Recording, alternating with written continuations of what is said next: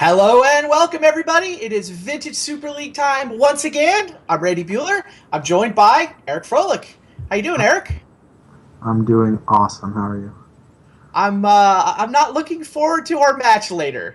Let's just say I've kind of resigned myself to the beating I'm probably gonna take. But now it's all upside because if I actually get the miracle draws, it'll feel that much better. Yeah, I mean you're free rolling, which is a spot that Honey is very upset about. But yeah, this is kind of a good one.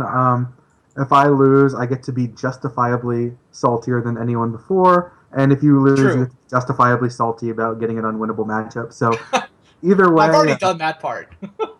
either way, we can get some good sodium going on, and everyone can be happy. I know that's what the fans really come in for. They I come love for to the see that sodium. I salt like it. emoticon, even when it makes no sense. So I expect to see that. Yeah, sounds about right. I think it is actually the worst matchup I've had in 4 seasons of VSL. It might be the worst matchup anyone has had in 4 seasons of VSL, so that is fair. It might be. Wow. Yeah. Well, great. Like I said, not so much looking forward to that. But we got all kinds of good matchups coming up. We can throw the schedule up. One particularly juicy one that I'm looking forward to. We've got randomly our 2, 4, and 1 players are paired this week. So Webb versus Rich Shea. I mean, he's proven capable of beating a workshop deck with Storm, so he's going to have to do it again if he wants to hold on to first place. I think this matchup is far from terrible. I think that Rich's deck is actually easier for Webb to beat than mine that he defeated last week. I mean, I went very all in on anti-storm, which happens to also be very good against Belcher Hate. I mean, I have Yep. 3 null rods main. I have 4 Leyline of Sanctities on my sideboard. I have just tons of cards that are just so good. You know, I have the 8 Sphere Why did effect. I bring this up again? Sorry, continue. You think No, Webb's got a no, better matchup against Rich, is the point. yeah, I'm saying I've played this matchup a lot on the Storm side, and um, I feel like I got relatively unlucky when I lost to Luis playing Storm, where he was playing Stacks. His draws were phenomenal. I made a mistake in game 2 where I actually had a very small chance to win. If I had seen a line that just completely escaped me, I don't know how much it would have changed. But at the end of that game, you know, where he had 5 lock pieces down and, you know, kind of everything went wrong, if I had Yep. 1 more mana, 1 more life, or I needed 1 more mana or 1 more life, or for him to have 1 less lock piece of any Right. kind, and I would have Right. killed him. So Yeah, it's a that's fair kind of point. saying a lot, considering, you know, again, a game where everything basically went wrong. And if I had 1 more of anything, it would have worked out, and I think I would have won the game. So I All think right, the so matchup's close. I expect a good match there. here's an interesting question for you then. We were talking about this a little bit in the chat before the pregame show started.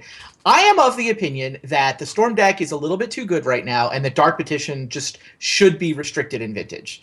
I don't know when Wizards R&D is going to next turn its attention to Vintage, but I think Dark Petition is restriction worthy. I'll stop there and ask your opinion on that to start with. Yeah, I don't think we're at that point yet. I don't think Dark Petition is necessarily a card, especially if other like noted Storm enthusiasts like Reed Duke is going to say that he actively doesn't think it should be a 4 up in the deck. So Well, it I doesn't have to be disagree. 4 up to be restricted. Like Dig Through No, no, but Time was a 2 or 3 of, and it got restricted correctly, in my opinion. yeah, that's a completely fair argument.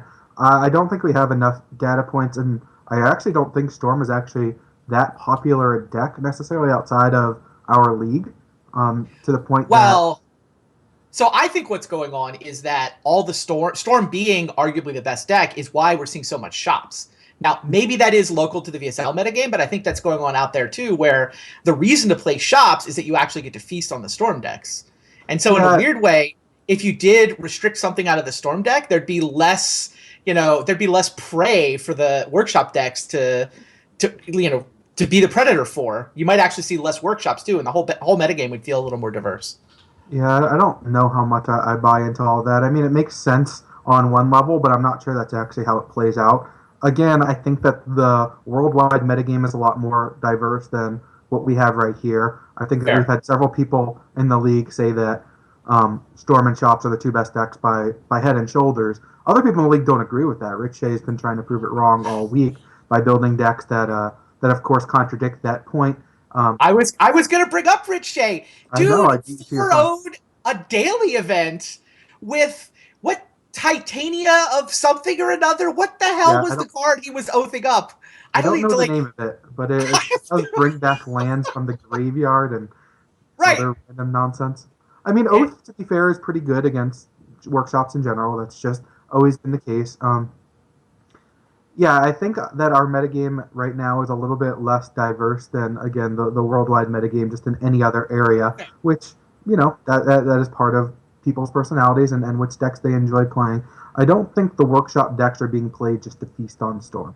Like, I'm playing a workshop deck more slanted towards beating a deck like Storm because, yeah. I think it's the best deck that I could build for that matchup, particularly because there isn't all that much that is really excellent that also has crossover value where a Sphere of Resistance is good against every other deck basically in the metagame that isn't the mirror, so that has a little bit more utility in a workshop deck than, let's say, playing a deck with 4 main deck Fluster Storms and a bunch of cards where there's going to be matchups where those cards just aren't as good. And so when you do know the 3 opponents you're playing against and you can put them on a shorter range, you can do a little bit more drastic things. Like I said, that my deck is not really a typical workshop deck or close to it. Luis's deck ended up being very similar because of the people we expected to play.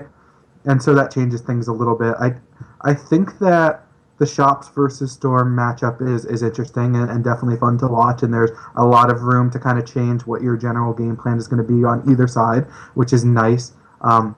I think we've seen a little bit of diversity in the Shops deck, which is also nice. But I think the reason why Shops is actually played in larger numbers in VSL is not just because of the Storm matchup and you're hoping to get the Storm matchup. Like I said, I don't even think the Storm matchup's that incredible. The thing is, the Shops deck just doesn't have any matchup where you're like, well, I got paired against fill in the blank, what could I do? Where a lot of other decks do. And if people can put you on those decks and then they can play, I played whatever deck just crushes this, that's a really bad place to be in for a metagame where you're only metagame against 3 different people if you know their range. And I wouldn't so know anything about workshops, that. it's a lot harder to do. You can't just go like, I'm going to play 4 main deck ingot chewers and just go crazy or something. So I think that's the bigger reason for shops seeing a bit more play. Fair enough. For the record, Titania Protector of Argoth is the card that Dr. the Atog Lord was running. It was oathing out in that daily event. I have to take your word for it. I'm not going to look it up. I want to talk about a couple other things that are going on in the world of Vintage. By the way, there's a Power 9 challenge this weekend. I don't get to play this one. I'm going to be at the Grand Prix in Vancouver. I think you're going to be at the Grand Prix in Vancouver getting ready for the Pro Tour as well. Yeah, I'm just looking to play some Magic. It's been a while for me, so looking to play the new set. I don't get to play it until it comes out on Magic Online on Friday, so Yep. looking to get a few reps in and try to figure things out for myself. So if you're not playing a Grand Prix this weekend, but whether Vancouver, I think Mexico City, and I think there's one in Europe as well. I think there's 3 Oath of the Gatewatch limited Grand Prix scattered across the planet. But Power 9 Challenge is the one big Magic Online event. So put that on your calendar for Saturday if you're of a mind to play some Vintage. Let's talk a little bit about the Pro Tour, though. What's your prep team for this event? This weekend is a round of Grand Prix, but then next weekend is Pro Tour Atlanta. We will actually be off next Tuesday, so we take our customary 1-week break for the Pro Tour. We'll be back 2 weeks from tonight with Week 7 matches, new deck lists, maybe even some Oath of the Gatewatch cards. We'll see. But we got a Pro Tour before then, so talk to me about your plans for the Pro Tour. Testing by myself, and I'll go there and try to do as well as I can. Testing by yourself this time. Mm-hmm. How did that come to be? I'm taking a bit of a step back from competitive Magic. I have a lot of things going on in life, and people decided to work on various teams, and I am out by myself, and so. Yeah, it's modern, and it's a format I have a good amount of experience with. I top 8 at the last Modern Pro Tour, and so, yeah, we'll see. I like my chances of being able to put together at least a decent deck, and hopefully my limited preparation, I'll do a lot of drafts on Magic Online, and of course Sure. I'll be at the Grand Prix, so, if I can figure out the set as well as I've been able to do in the past, I think I should be able to put up at least a reasonable showing. It's going to be a lot tougher. I've been fortunate enough to work with a lot of the best players in the history of Magic, and it's been a lot of fun. But we'll see how this ends up working out. Fair enough.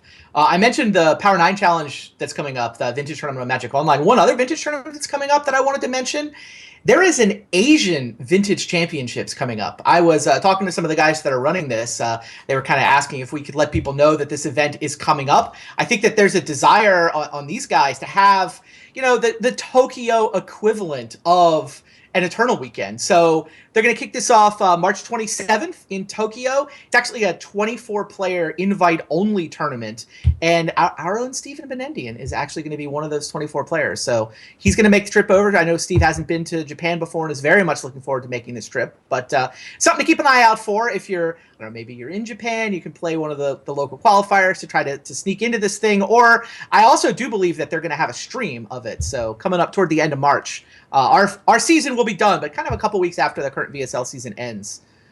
The Asia Vintage Championship. Definitely something I'm interested in keeping an eye on. Yeah, it's a cool tournament. Japan is one of my absolute favorite places. Tokyo is amazing.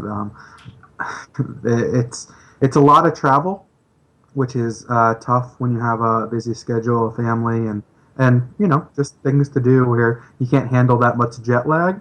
Sure. But if time travel or teleportation were invented, I'd be spending a lot of my time in Japan. I absolutely love it. And being able to play vintage Magic is fantastic. So I hope that this tournament is successful. I'd love to see it continue to get bigger and bigger, and hopefully at some point in the future I'll be able to make my way out there for it as well. Yeah, I feel exactly the same way. It's like, okay, 500,000 yen. It's like five grand worth of prizes. It's tempting. And Japan is very tempting. We'll see how they do. Definitely one to keep an eye on. So I wanted to let you guys know about that. Let's talk standings. Vintage Super League, it's week 6 this week, so 6 of 9. We're kind of past the halfway point, and things are starting to take shape. I actually find it pretty interesting what's going on with the standings. If you look right now, if we made the cut, everybody with a record above 500 would go to the playoffs because you've got this giant 5-way log jam at 2 and 3. Are we going to have another 7-way tie for fourth? Oh, wow. Like season 1 where we had an 8-way tie that was live for a while and a 7-way tie that was live going into, I think, the final match or so. That would be crazy. It is certainly, look, as one of the 2-3s and a massive underdog in his match this week, I'm definitely starting to think more about last place than I am about the playoffs. Yeah, this is actually, I think we've looked at standings every week. And of course, after week 1, we know it's going to be a perfect distribution of 5-1-0s, 5-0-1s.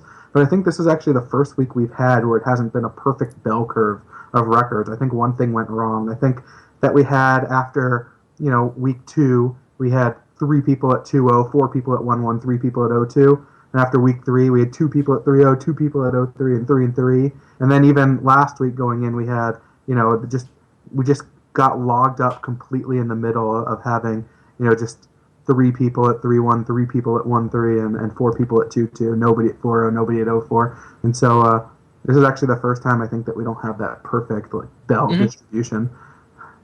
Things start to definitely get pretty clumped up in the middle. That's something that isn't uncommon in Vintage Super League. So a lot of good parity, which I think makes for good Magic. Should be fun. Kai Buddha, sitting all by himself down there at 1 and 4, is actually going to be in our first match. It's Kai against. Kai is playing Tom Martell. Yep. Now, I know you've talked about the Mentor matchup and how Mentor plays out in this metagame again. Why don't you kind of remind people your take on Mentor right now in Vintage? Mentor is a powerful deck. Let's don't want to make that unclear, I guess. I think that Mentor is very strong. I think it was probably one of the best decks in Vintage. It has good tools to fight against workshops. You get a lot of good sideboard cards. I played Blue-White Control purely to try to beat workshops before Chalice got restricted, making the workshop deck kind of changed the way it played a little bit. There's a lot more of Arcbound Ravager and Hangerback Walker, something that really got popularized after the Season 2 finals. I think was the first time it was on the big stage, although it had a little bit of play in various other countries. But now I think it's the most popular version of workshops across the world. Mentor is really good. The card is excellent. It produces a very fast clock. We saw Tom against Storm, against David Ochoa, where he really just didn't have anything going and was able to get a mentor down, drew time walk. His draws were very, very lucky, mostly because Webb's draws were also very good, and it's such a tough matchup. So Tom had to draw kind of the perfect sequence of cards, but he did to beat insane draws. I mean, Webb was on the play and went turn one, empty the warrens for 10 goblins, and Tom ended up winning that game. And so that's kind of the power of Mentor. I think that it's not as good as Storm and Chops, which is a bad place to be.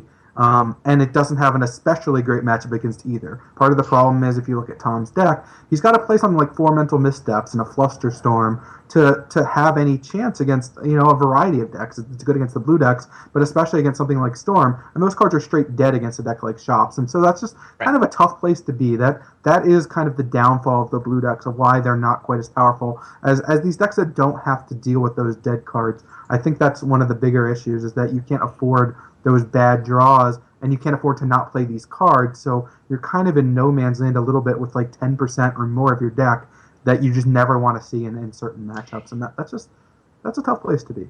Yeah, the theory that made a lot of sense to me, I thought this was your theory, maybe that somebody else said this last week, I know it wasn't mine, is that you can take your Mentor deck, and if you want to, you can beat Storm, and if you want to, you can beat Shops, but what you can't do is set up your Mentor deck where it has a good matchup against both. So you kind of have to pick one or the other. The other thing is, while that is completely true, is that if you build your Mentor deck to beat Shops, or if you build it to beat Storm, you build it to beat those decks 70% of the time, 75. Can you get to 80? Maybe. That seems tough. That's really tough to get like 80% against Shops. That deck's just so consistent. I feel like even when you do try to take a target, I feel like you're more like 65, 70. Yeah, because they can just get draws that you just can't beat, because you can't just mulligan into, I'm going to have Force of Will blue card and these other answers. And if they're on the play, you just don't get to play your spells sometimes. Like, we've seen, especially like Rich Shea, just have these turn ones of Lodestone Golem lock piece. It's just like, all right, like, right. Okay, what am I supposed to do? Like, even if you had Force of Will and he goes Thorn, you have to decide, am I going to force it? Okay, if I do, I do. If I don't, either way, this Lodestone Golem is still coming down on turn 1 as well. It's like, okay, well, that's just not beatable. And what are you going to do? Like, it's just kind of, it's tough that you just can't get that good a matchup. That being said, it's not like you're getting that good a matchup against Mentor either. Like, if they go kind of heavy against Shops, which is exactly what Tom did, their matchup against Storm becomes pretty bad.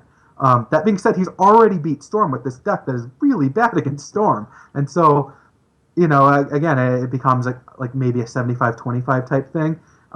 That's a complete ballpark. You could easily sell me on it being 60% or 85. I have no idea. This is just my ballpark guess, because we have good cards. We have a fast enough clock.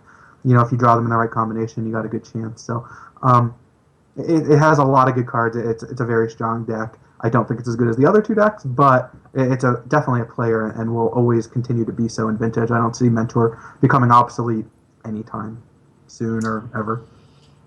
Yeah, I do think Tom's deck is slanted toward Shops. He did not get the matchups he wanted. Now here he's got to play against another Storm deck. And so the way what that slant looks like is, multiple main deck Dag Fadens, 4 main deck Swords to Plowshares. Those are the sorts of cards that he's going to hope he doesn't draw, and it sounds like he and Kai are ready. So let's head down to the match.